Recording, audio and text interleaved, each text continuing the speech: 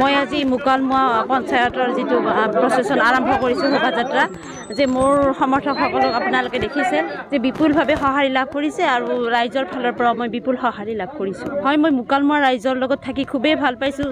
কাৰ্যকৰ্তাসকল বিৰাট উৎসাহী আৰু মোক বিভিন্ন ধৰণে সহায় সহযোগিতাৰে আগবঢ়াই আছে। হয়, জিলা পৰিষদৰ যিটো সমষ্টিটো যিটো পুনৰ নিৰ্ধাৰণৰ পাছত নতুন হৈছে, গতিকে এতিয়া জিলা পৰিষদৰ যিটো সমষ্টি, এই সমষ্টিবাসী আমাৰ যিটো ভাৰতীয় জনতা পাৰ্টিৰ বিভিন্ন ধৰণৰ সুফলৰ বিষয়ে জানে আৰু নিজে নিজে আহি সহযোগ কৰিছে, বিভিন্ন ক্ষেত্ৰত সহায় সহযোগিতা লাভ কৰিছে। মই পঞ্চায়তত বাদ দিও মই বাকীকেইটা পঞ্চায়তৰ পৰা মই বিপুল সঁহাৰি পাইছোঁ, যদিও মই এনেকৈ শোভাযাত্ৰা হিচাপে আজি ফাৰ্ষ্ট ষ্টেপ লৈছোঁ। ইয়াৰ পাছত বাকীকেইখনতো মই আৰম্ভ কৰিম।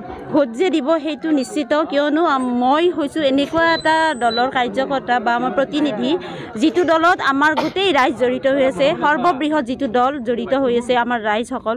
গতিকে ৰাইজে ভাৰতীয় জনতা পাৰ্টিৰ চৰকাৰখনৰ কেন্দ্ৰৰেই হওক বা ৰাজ্যৰেই হওক বিভিন্ন ধৰণৰ সুফল লাভ কৰিছে আৰু পঞ্চায়ত ব্যৱস্থাটোতো ৰাইজে আমাক ভাৰতীয় জনতা পাৰ্টিয়ে দখল কৰিবলৈ ওলাই আহিছে।